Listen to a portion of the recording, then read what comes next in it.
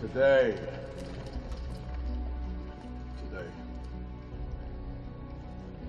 at the edge of our hope,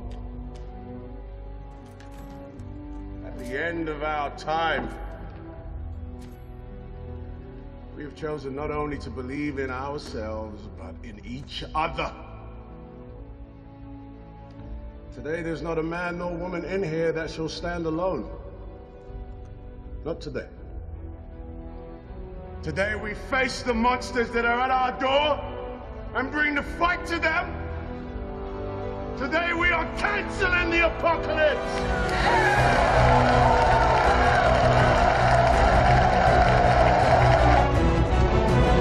Bonjour à tous et bienvenue dans La Quinzaine, le podcast qui toutes les 2 semaines vous parle avec passion de l'actualité du cinéma.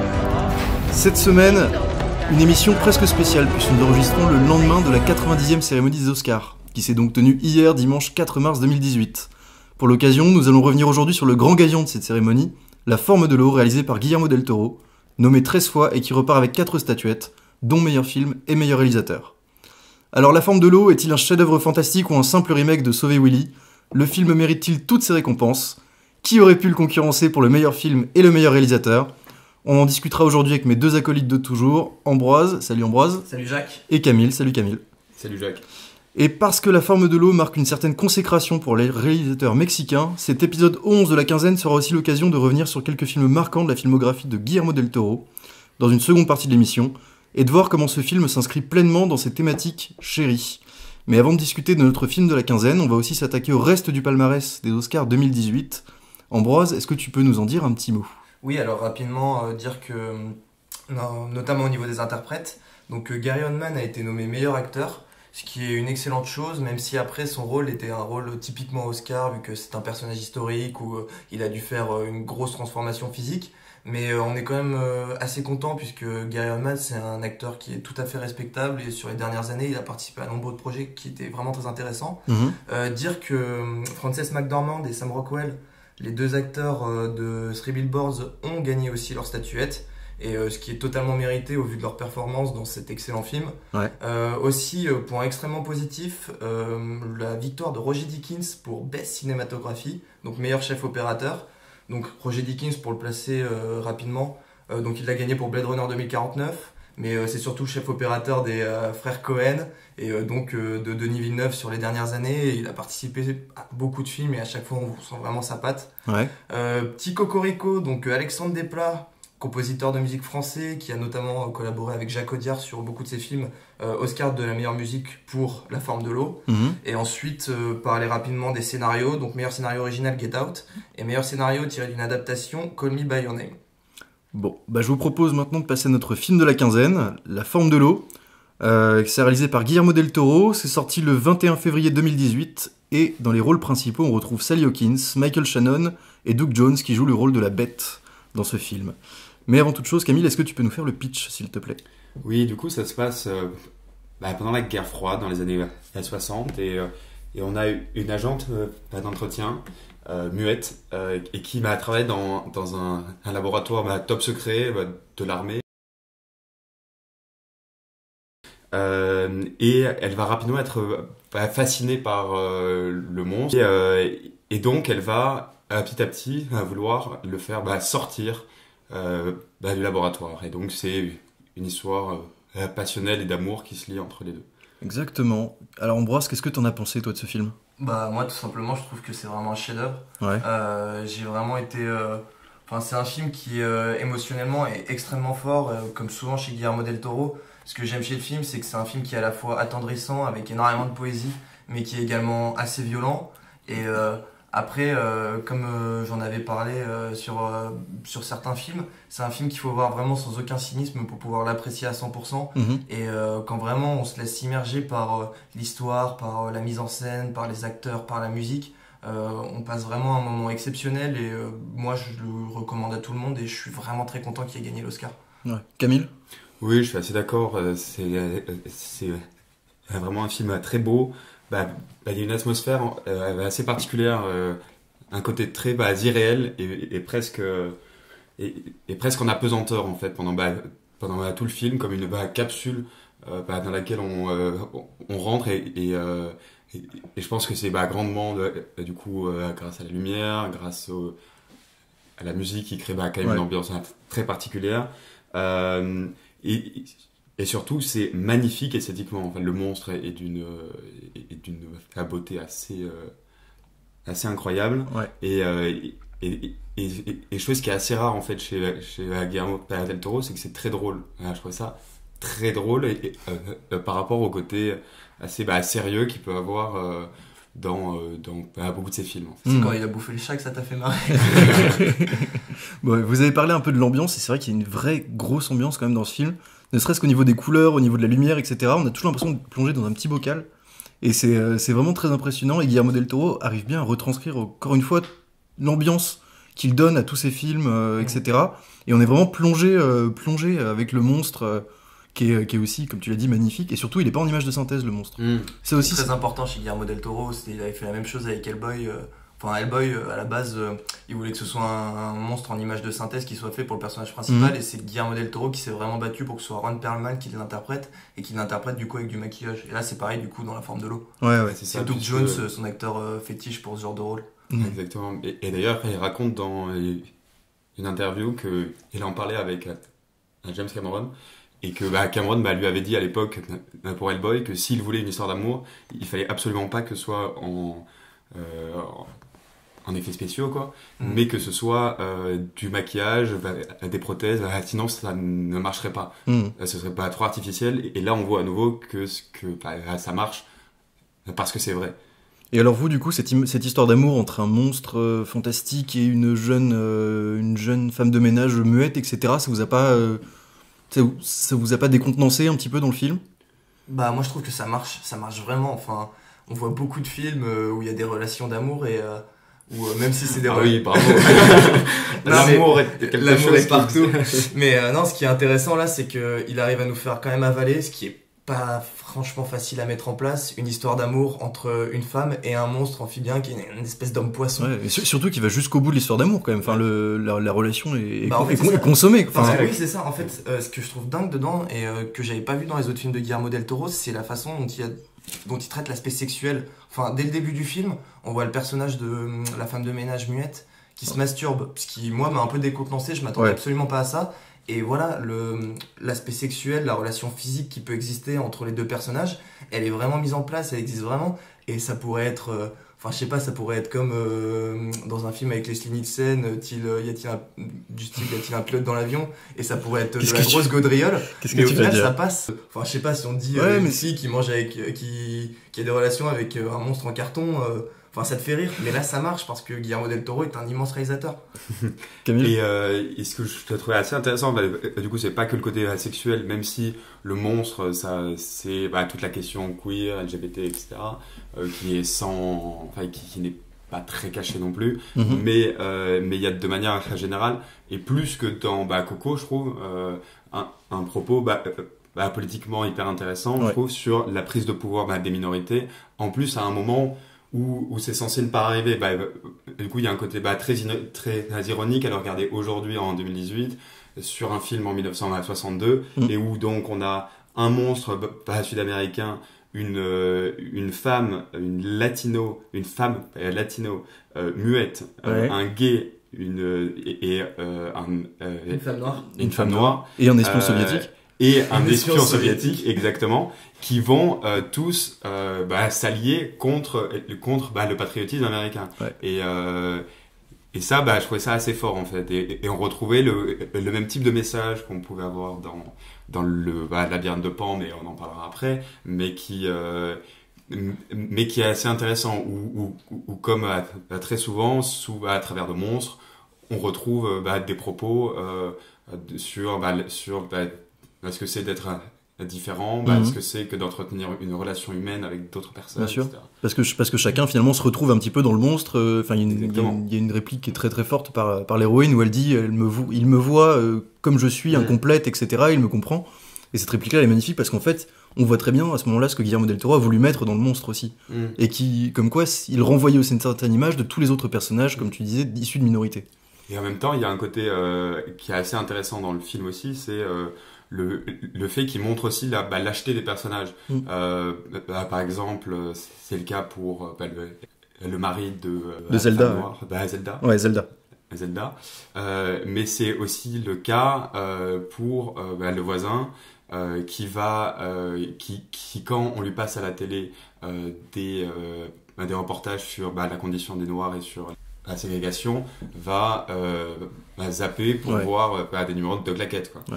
Et qui est assez intéressant, ça aussi. Pour rebondir là-dessus sur ce que tu as dit, moi ce qui m'a frappé sur le film, c'est que je l'ai vu, du coup j'ai été emporté par l'histoire, et après j'ai lu une critique du film qui disait que il y avait un aspect un petit peu démago dans le film, vu que ceux qui sont entre guillemets du bon côté, donc du coup il y a une femme de ménage handicapée, une femme de ménage noire, un homosexuel, et un agent russe et un monstre. Et la personnification du mal dans le film, c'est l'américain typique des années 60, qui habite dans une maison typique, qui achète une maison typique, qui achète une voiture typique.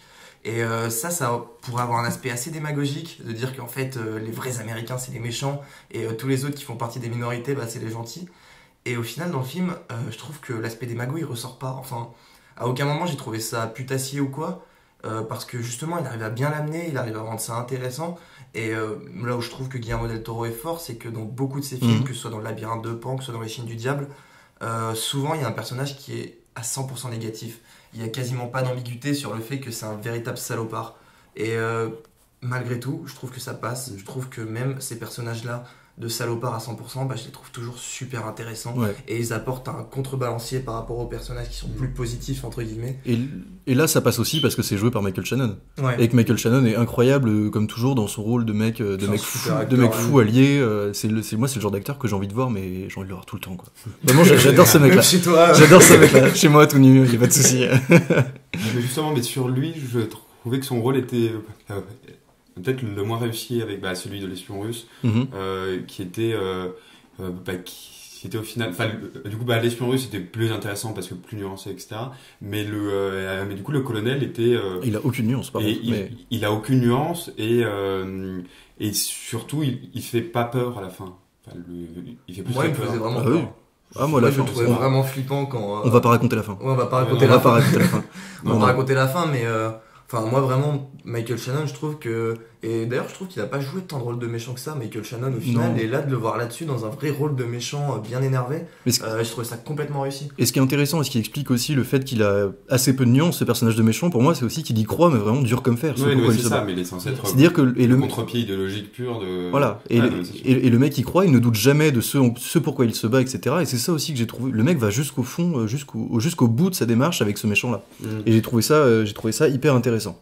Le seul truc que je trouvais un peu dommage, c'était il y a une réflexion qui est esquissée à plusieurs moments sur le cinéma, sur l'image. J'ai pas compris. Et justement, je trouvais ça, si c'était les scènes dans le cinéma, très faible. Il y a beaucoup d'aspects qui sont intéressants. Par exemple, quand le monstre il arrive je spoil à peine, mais quand le monstre il arrive dans le cinéma, le film qui est présenté, c'est le premier film que Guillermo del Toro avait vu étant petit. Il y a plein de petits clins d'œil comme ça qui sont faits et qui sont assez intéressants. Ouais, mais ça c'est une private joke. Moi, par exemple, les références au cinéma et les phases donc je les ai pas compris. J'ai pas trop compris. Ouais, mais justement, ça c'est pas dérangeant quand tu vois le film et que t'es pas au courant, mais après quand tu lis des articles, que tu te renseignes là-dessus, que tu les interviews de del Toro, tu te rends compte que vraiment il a mis tout ce qu'il pouvait dedans, qui était assez personnel, et ça je trouve ça aussi vraiment intéressant. Ouais, ça peut être dérangeant juste de te dire qu'on peut essayer de te faire qu'on essaie de te transmettre quelque chose et que t'as pas les billes pour le saisir, mais bon, il faudra le revoir une autre fois. Faudra le revoir une autre fois en voyant toutes les interviews du coup. On peut avoir un petit mot sur la musique parce qu'il a quand même gagné l'Oscar de la meilleure musique. Alexandre Desplat est un super compositeur de musique, même les boulots qu'il avait fait avec Jacques Audiard, que ce soit sur De Battre, Mon cœur s'est arrêté, moi je trouve que c'est les meilleures BO françaises qui avaient été faites sur les dernières années, et c'est bien, c'est une consécration pour lui. Ça faisait un moment qu'il marchait à Hollywood, il avait été nommé déjà pour des films comme Le discours d'un roi, et là je trouve vraiment que la musique elle est hyper importante dans le film et elle fonctionne parfaitement. Ouais. Camille, t'es un peu plus mitigé, je crois. Après clairement j'ai adoré la musique, etc. Elle passerait plus. Est-ce que ça a mérité un Oscar? J'en suis pas sûr. Je trouvais ça assez classique en fait, à la fois dans le choix des musiques et dans des reprises un peu fades, type à la javanaise, que je trouvais assez peu intéressantes, quoi. Clairement. Bon, on va passer au petit débat maintenant. Est-ce que ça méritait les Oscars du meilleur film et du meilleur réalisateur. Oui, pour carrément. Moi, oui, complètement. Toi, ça le méritait devant tous les autres nommés. Il y en a aucun qui te faisait douter. Mais moi, j'avais vu Dunkerque, Pentagon Papers, Three Billboards. Moi, je pense que La Forme de l'eau, c'est vraiment celui qui se démarque le plus. Je pense que vraiment La Forme de l'eau, c'est un film qui va rester. Parce que c'est vraiment une date. Et ce que j'aime aussi, c'est que c'est pas un film Oscar. Enfin, potentiellement, c'est pas un film Oscar parce que c'est vraiment un monstre, quoi. C'est pas à la fin, il y a un twist où on dit non, en fait, c'était un monstre en papier ou je sais pas quoi. Et là, du coup, qui aurait pu être bien le truc connu. qui Gagne tous les Oscars à chaque fois. Non, mais ce que je veux dire, c'est que papier. lorsque l'aspect fantastique est complètement assumé, c'est rare que au final ça obtienne l'Oscar. Ça reste surtout dans un certain naturalisme. Et du coup, pour ça, je trouve que ça a été assez courageux de lui donner l'Oscar. Et je suis très content. J'espère que ça va marquer un espèce de tournant et que ce sera plus des films un peu autorisants du style Spotlight qui seront mis. C'est assez autorisant dans le sens où voilà, c'est un fait divers qui est traité de façon frontale et il n'y a aucune poésie, il n'y a rien d'amené. Là, il y a de la poésie. C'est une vraie fable et fait qu'une vraie fable gagne l'Oscar du meilleur film. Je pense que c'est à noter et c'est vraiment réjouissant. Donc ça vous semble être une surprise que The Shape of the Water gagne l'Oscar du meilleur film? C'est une demi-surprise. Pour moi, non. Déjà, du coup, c'est pas une surprise parce que il y a quand même eu une énorme campagne auparavant. Il a gagné le Lion d'Or à Venise et c'était quand même un film assez attendu et qui est assez consensuel aussi dans ce qu'il dit. À la fois dans le discours, dans la forme. Je veux dire, c'est pas un film. Je suis entièrement d'accord avec toi. C'est pas un film qui se permet normalement qui a beaucoup de fantaisie en lui-même, mais en tant que film, il est pas. Tu le trouves pas subversif en fait? Il est pas. Non, mais il l'est pas. Subversif. Il l'est pas. Je suis d'accord. Il obéit exactement au discours qu'il doit avoir, mais ce qui n'enlève pas sa valeur en particulier. Toi, t'avais un autre favori, Camille? Moi, je préfère quand même Ma Phantom Thread, qui je trouvais était plus complexe, plus déjà apporté par Daniel Day-Lewis qui est juste incroyable dedans et qui moi m'a beaucoup plus touché très clairement. Moi j'aurais voté personnellement pour Three Billboards parce que je trouve que chaque personnage, qu'il soit principal ou secondaire du film, est absolument incroyable. Le scénario m'a touché du début jusqu'à la fin. Il était drôle, il était poignant, il était émouvant, et j'ai eu l'impression d'avoir une boule de cinéma concentrée dans 2 heures de film. Et rien que pour ça, pour moi, il méritait de gagner l'Oscar. Et je suis très content que Frances McDormand ait gagné l'Oscar de la meilleure actrice. Mais elle est vraiment incroyable. Et Sam Rockwell, pareil. Donc je suis très content qu'il l'ait eu. Mais pour moi, Three Billboards méritait un peu mieux que des prix pour les acteurs en tout cas. Bon, je vous propose maintenant de passer à la deuxième partie de l'émission où on va revenir un peu sur la filmographie de Guillermo del Toro et sur les grandes thématiques qui ont traversé sa filmographie. Tout d'abord, peut-être sur le fait que Guillermo del Toro nous habitue un peu à des films d'auteur, mais quand même avec un certain budget, mais toujours, c'est un mec qui va jusqu'au bout de ses idées et qui essaye de nous dire des choses, de nous faire passer des choses à travers ses films. Ambroise, toi, c'est un des réalisateurs qui te touche personnellement ? Guillermo del Toro, après, j'aime beaucoup ce réalisateur. Il fait pas forcément partie de mes réalisateurs préférés, mais par contre, je pense que c'est un des réalisateurs pour lequel j'ai le plus de respect parce que il va vraiment au bout de ses idées. Tous ses films, ils ont sa patte et c'est un amoureux du cinéma, c'est un amoureux de l'art, c'est un grand fan de peinture. Et moi, ce que j'aime beaucoup chez lui, c'est le côté qu'il assume. Il assume le fait de faire des films de monstres. C'est un mec un peu fou, parce que il croit vraiment aux fantômes, il croit vraiment aux monstres. Il a même dit littéralement que les monstres lui avaient sauvé la vie à plusieurs reprises. Et voilà, cet aspect-là, c'est vraiment un amoureux du cinéma. Et ce que j'aime aussi chez lui, c'est qu'il est capable de faire des très bons films d'auteur, des chefs-d'œuvre comme Les Chines du Diable, comme Le Labyrinthe de Pan et puis La Forme de l'eau. Les Chines du Diable, pour rappel, c'est un de ses premiers films. Ouais, c'est l'un de ses premiers films, un film espagnol du coup qui était sorti au début des années 2000 et qui avait bluffé pas mal de monde et qui avait vraiment lancé sa carrière puisque du coup par la suite il avait fait Blade 2 puis Hellboy et du coup voilà aussi c'est ça que j'aime chez lui, c'est qu'il aime vraiment les films enfin les blockbusters, les films d'action, et que ce soit Blade 2, que ce soit Hellboy, enfin surtout le premier, et Pacific Rim, c'est vraiment des kiffs quoi. Enfin, c'est vraiment des films qui sont hyper kiffants et tu sens que le mec il est heureux de faire ces films là quoi. T'as l'impression que c'est un gamin qui joue avec des figurines et il transmet ce plaisir là et il y a pas beaucoup de réalisateurs qui arrivent à faire ça. Camille?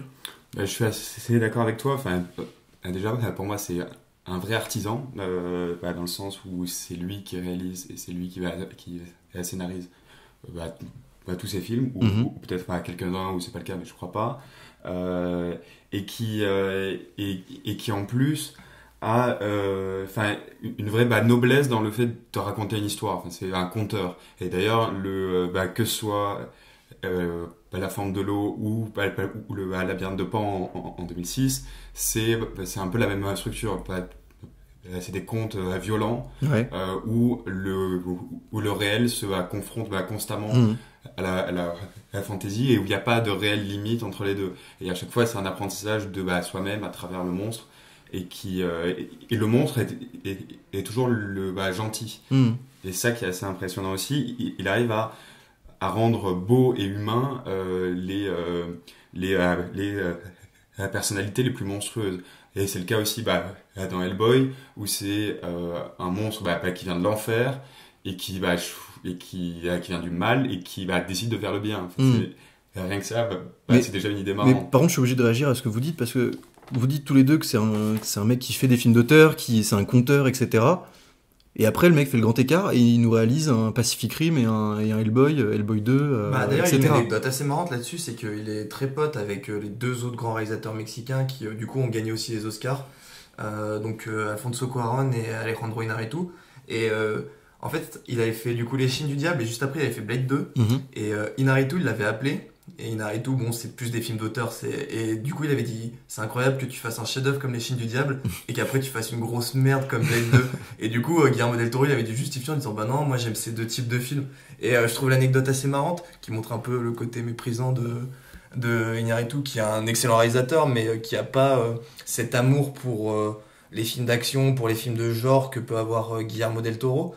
Et justement, moi, c'est ça que je trouve dingue, c'est que des réalisateurs qui ont une double facette comme ça, aussi différente, mais qui se rejoignent aussi en même temps, parce que quand il fait des blockbusters, on retrouve des aspects qu'il y a dans Les Chines du Diable, dans le Labyrinthe de Pan, sur la poésie, sur l'amour des monstres, sur le côté les êtres humains sont vraiment des monstres, les monstres sont des humains. Après, dans Pacific Rim, tu dans cherches la poésie, parce que, je veux dire, il y en a. Quand il sort son épée, parce que il y a des couleurs, il y a des vraies belles scènes. Et la scène de la gamine. N'en fais pas trop.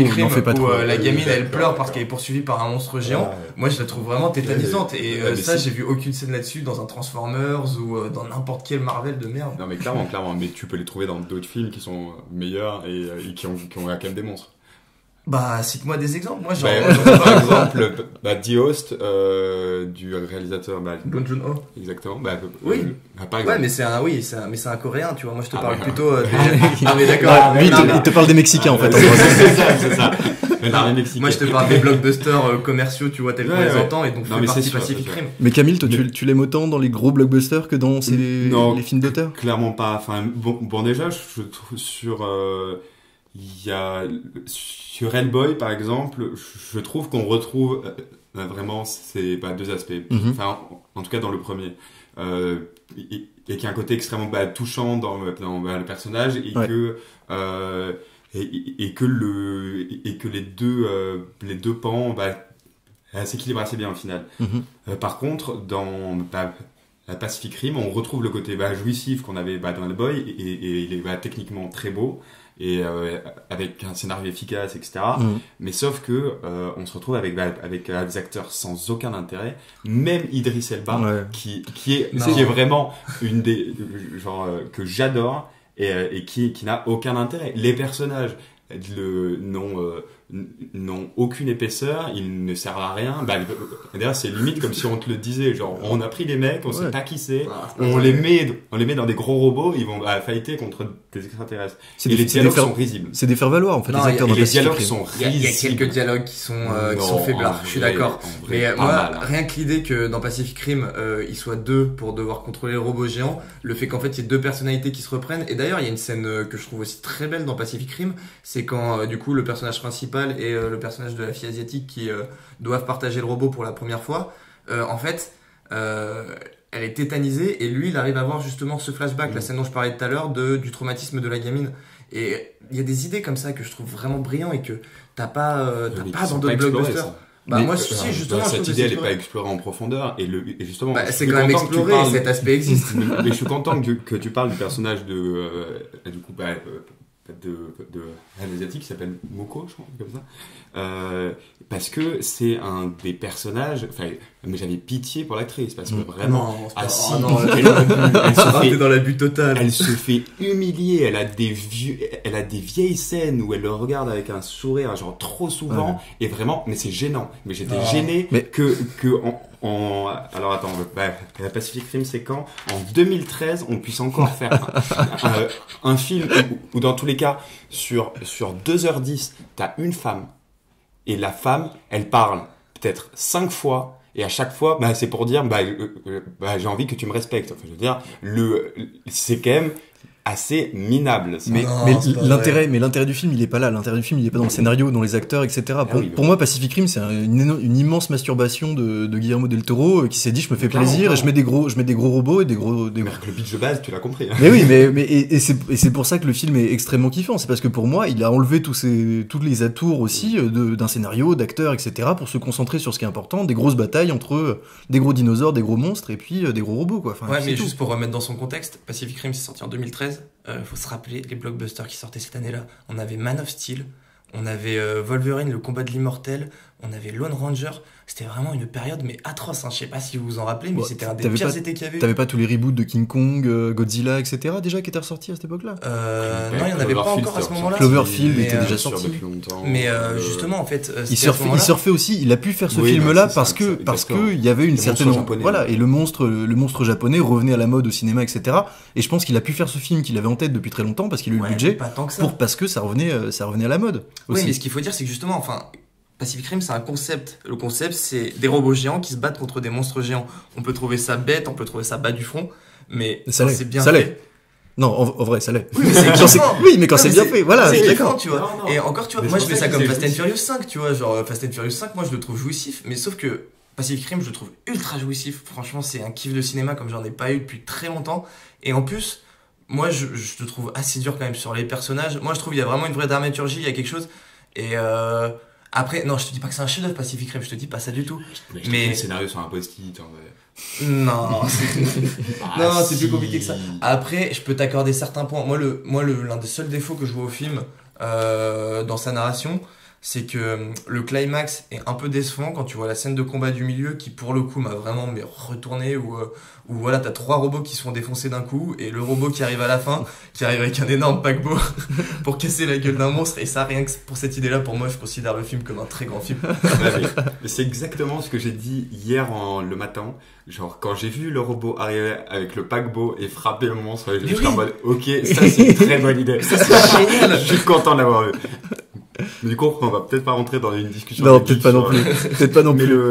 Mais un dernier truc. C'est un film d'amoureux du cinéma aussi, Pacific Rim, ça se voit. Ouais, non, mais n'en fais pas trop, Non, mais si, c'est vrai. Attends, c'est vous qui êtes vous êtes malhonnête, je vous le dis. Vas-y, Camille. Mais justement, pour rebondir sur ce que tu dis, ce qui est vrai quand même, c'est que dans tous ces films, t'as des racines culturelles assez profondes. Que ce soit du coup j'ai en fait l'impression que à chaque fois, à part dans la Pacific Rim et encore, les films s'inscrivent dans le passé déjà. Dans Hellboy, t'as tout à 1944, la nazi, tout ça, pas la labyrinthe de Pan, c'est la franquiste, pas la forme de l'eau, c'est années 60. Ouais. À chaque fois dans des endroits différents, et où à chaque fois c'est cette histoire commune qui va énerver tout le monde fantastique et c'est ce que je trouve assez intéressant et en même temps c'est assez logique dans l'idée où on ne peut pas créer des contes et des légendes sans avoir des racines culturelles, de la tradition, un ensemble de références qu'on puisse la comprendre quoi. Et même dans Pacific Rim, il y a quand même un certain amour du cinéma asiatique, japonais en particulier, japonais, sur les monstres, les kaiju Wega, exactement. Et c'est mais là à nouveau, et en fait un côté geek dans la manière dont il approche ces sujets, et ce qui peut être parfois un peu frustrant parce que t'as l'impression qu'il rentre dans des trucs alors que ça t'intéresse pas, et d'autres fois ça te donne quand même une vraie structure et une vraie force. Ouais, et ce petit côté geek, d'ailleurs, on le retrouve aussi dans La Forme de l'eau, parce que c'est lui-même qui a dû dessiner La Bête, etc. Parce que le mec avait pas de budget, en fait. C'est un film qui a été fait avec très très peu de budget. Enfin, bref, on va pas y revenir, mais il l'a fait avec seulement 20 millions de dollars, etc. Donc il a dû dessiner lui-même La Bête, et le mec a pris son temps pour designer tout ça. Ambroise, là-dessus, il est très fort. J'ai une petite anecdote juste comme ça. C'est sur Hellboy. Jean-Michel Anecdote. Jean-Michel Anecdote. C'était sur Hellboy. Il avait eu un budget de 60 millions de dollars, ce qui est pas énorme pour un blockbuster comme Hellboy. Et du coup, il a quand même réussi à le faire. Et le film est quand même méga impressionnant. Et il y avait Spielberg qui est allé le voir après avoir vu le film et qui lui avait dit ça a coûté combien du coup le film? Et du coup, il fait 60 millions. Il fait non, mais en vrai, tout le film, je parle, ça a coûté combien? Il fait vraiment 60 millions. Pas le générique. Et un mec comme Spielberg, qui est connu pour être souvent sous ses budgets, qui est quand même quelqu'un d'assez raisonnable, même lui, il a été bluffé par ça. Et quand tu vois que Pacific Rim, c'est 200 millions de budget, il aurait peut-être pu avoir la moitié moins. Et il y a une petite rallonge pour ses films d'après, surtout. Bon, on va s'arrêter là pour aujourd'hui. Merci à tous les deux. Et puis on se retrouve dans 15 jours pour le 12e épisode de la quinzaine. À bientôt. Salut.